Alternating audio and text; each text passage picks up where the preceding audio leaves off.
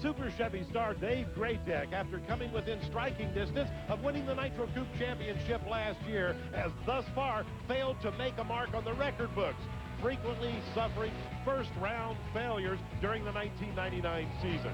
However, at Bristol, Grandpop's toys started to come alive during this close race with Doug Winters. Was Graytech a player once again?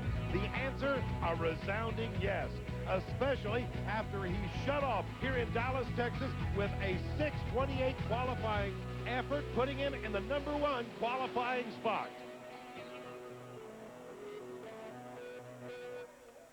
If 99 so far was a disaster, that run made it all worth it.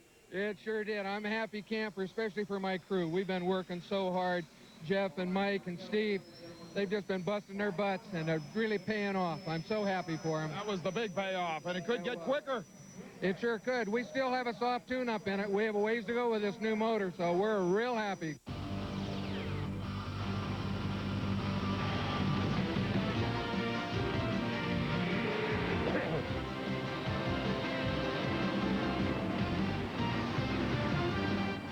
Welcome to the Lone Star Stage as the Super Chevy Show moves to the legendary Texas Motorplex. We're in Ennis, Texas, ladies and gentlemen, just south of Dallas-Fort Worth area.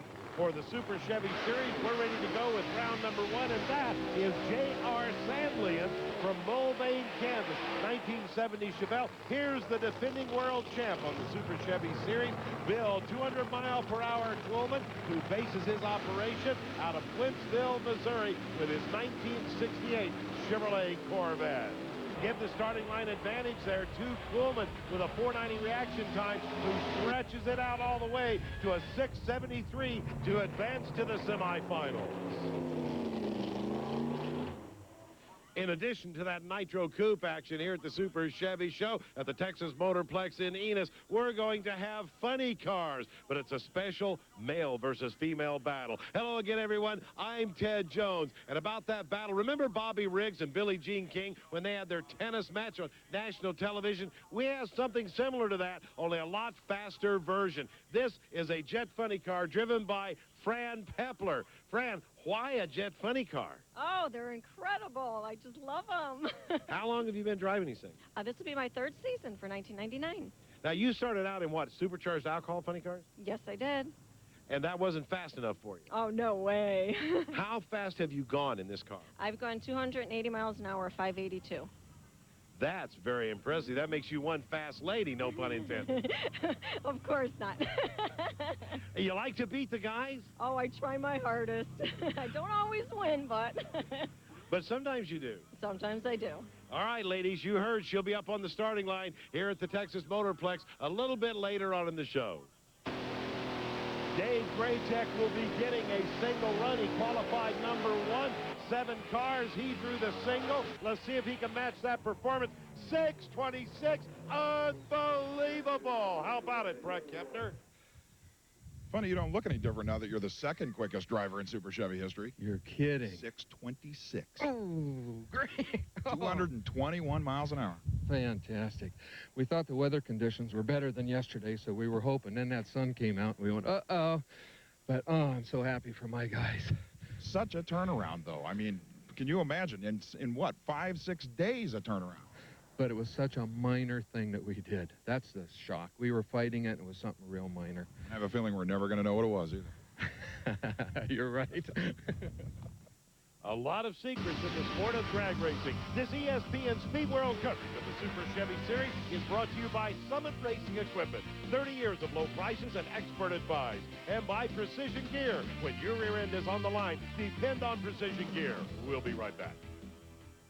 Back in Ennis, Texas at the Texas Motorplex, you're looking at Manufacturers Midway, a very important part of every Super Chevy show.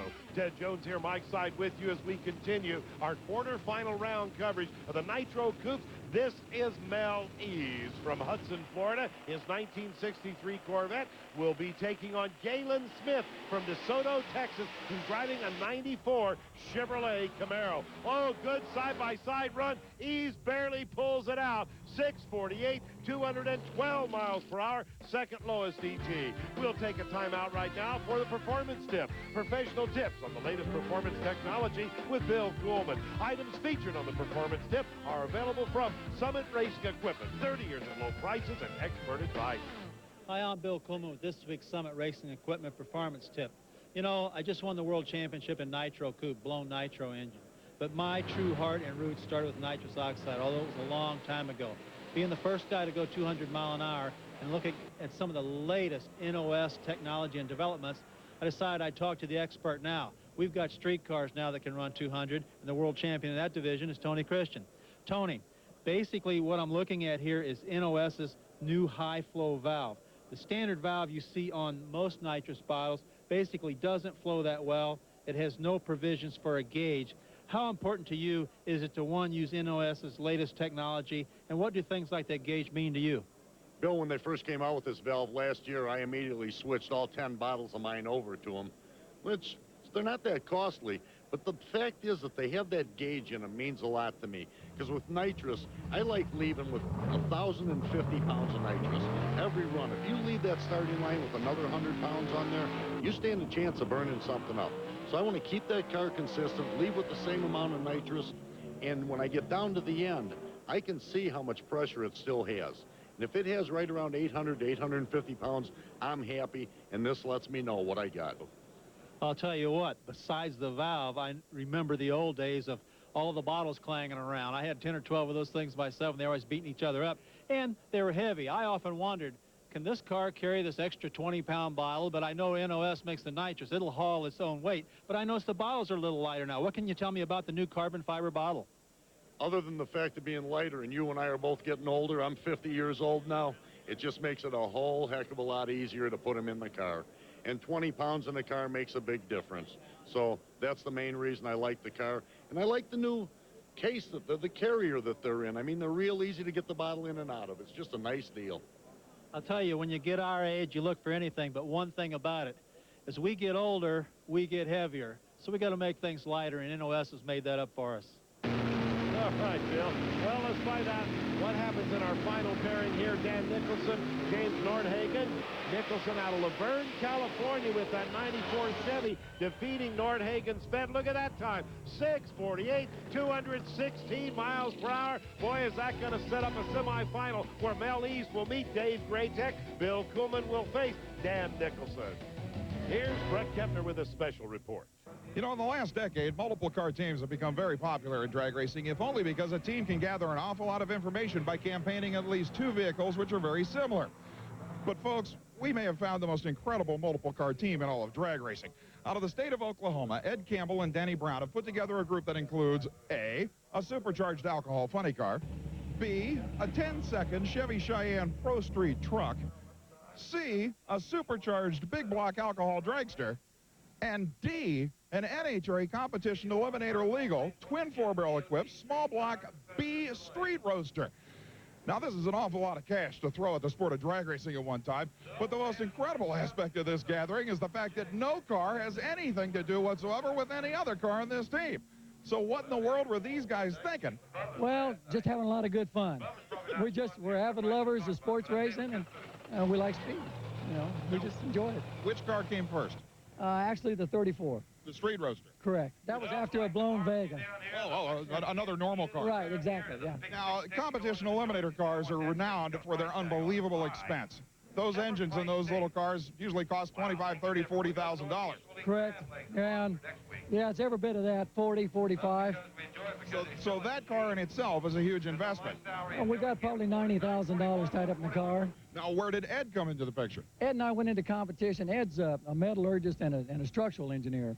So he started building the chassis and all when we started playing with the funny cars. And he built the dragster, the alcohol dragster, and we play games with the alcohol dragster and the funny car together.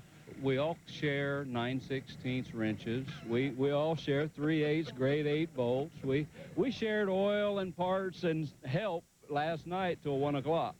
but how much cash are we looking at with these 4 vehicles? We probably got $250,000 in the vehicles and probably another $250,000 in the haul equipment. I know, not smart, but we have a lot of fun with it. A lot of fun. I am afraid to even pose this question to you. Knowing what I see here, you probably have something in your mind that you want to build next. Yeah, actually, we're going to build some Nitro Coupes. We kind of like to get in the Nitro Coupe business. We've got one started. It's a small block 4-cylinder or 4-valve per cylinder small block blown Chevy 1471. The weirdest possible combination for Nitro Coupe. That's what's fun. We'll take a break. When we return, semi-final round of a Nitro Coupe. Stay with us, please. Back at the Texas Motorplex in Ennis, Texas. Ted Jones here with you. Brett Kepner is our reporter down in the pits. You're watching the Super Chevy Series. And we're ready to go with the semifinal round of Nitro Coupe featuring this man, Mel Eves from Hudson, Florida, with his 63 Vet, will be facing Grandpa's Toy, the Chevrolet dealer from Centerville, Maryland. Ladies and gentlemen, this is the 1938 Chevy of Dave Graytech. While they're burning out, we'll bring you Profiles, a study of the cars and stars that compete on the Super Chevy circuit. Brought to you by Precision Gear. When your rear end is on the line, depend on Precision Gear. In the world of unlimited door slammers, he's run more different engine combinations than any other man. In fact, from his humble beginnings with sportsman cars built in his own garage, he moved on to the original carbureted nitrous oxide injected Pro Modifieds, later became one of the first to experiment with nitrous oxide injection in fuel injection, then went to the supercharged alcohol version, and now can be considered 1999's premier tuner of a Nitro Coupe. His name is Jeff Brozovich. Out of the little town of Ankeny, Iowa, Brozovich now at this event has become the man to look to when it comes to straight horsepower. Yesterday's qualifying effort of 6.28 seconds was just the beginning. You saw the first round effort that resulted in the second quickest run ever in Super Chevy competition at 6.26 seconds. But the big question being asked by every other crew chief on the grounds at this event is how Jeff Brozovich found the problem that had been plaguing Dave Graytech's 1938 Chevrolet all year and has turned the operation around 180 degrees to now make it a car that can run world record numbers and not hurt a single piece. We've been fighting it. Last weekend at Bristol, we had horsepower there. We had the new motors dialed in, and we thought we had the power. We had the car going left, and we came here, did a little testing on Friday, set up the chassis a little different, and we found it right away. And we've been just improving it as we've gone this weekend, and it feels good. Car owner Graytech intimated after that first round today that the problem that you found was indeed an obvious one. It was a little tiny thing. Can you give us any indication of where that problem was located in the car? Well, after we set up the new chassis setup yesterday, then went out and ran a couple good numbers. And on our last qualifying effort last night, which would probably have been our quickest run to date, but a wheelie bar cracked and give away and let the car go left. So this morning we found that. We welded it back up and went back out there and set the record again. But that was only the problem for this weekend. What about the big problem? Who knows? A situation in which you're just hiring him to keep him from telling all the good stuff to other people, apparently. You got that right. I knew that somebody else got him, I'd be in bigger trouble, but I needed somebody with his experience that fit my team. It's very important to me that my team gets along, and we have fun. We work hard, but we have fun, and Jeff is a real blast to be around. He's a real character. When you hear Jeff Brozovich talking about BTU conversions and horsepower at relative altitude, you know that the man is constantly thinking. But one thing that his performance this weekend has proven is that these engines, the original Chevrolet wedge head configuration, are still more than competitive. You might remember at the season opening event in Pomona, California, Bill Coolman's debut of the Fontana Hemi Chevy had a lot of these Nitro Coupe teams thinking that all of a sudden these old Chevrolet Ram motors might be uncompetitive. Now, guess who's number one? Indeed he is, Brad, and here he is paired up and staged up against Mel Eves. This is a real test. Eves has been plenty hot on the Super Chevy circuit with that mega power Corvette. Not today, though. Dave Graytech does it again. 627, 222 miles per hour. And our other semifinal pairing, Bill Coolman in the Corvette against Dan Nicholson from Laverne, California. Good hole shot there with a 507 reaction by Coolman. Picks up the win, 653, 218 miles per hour.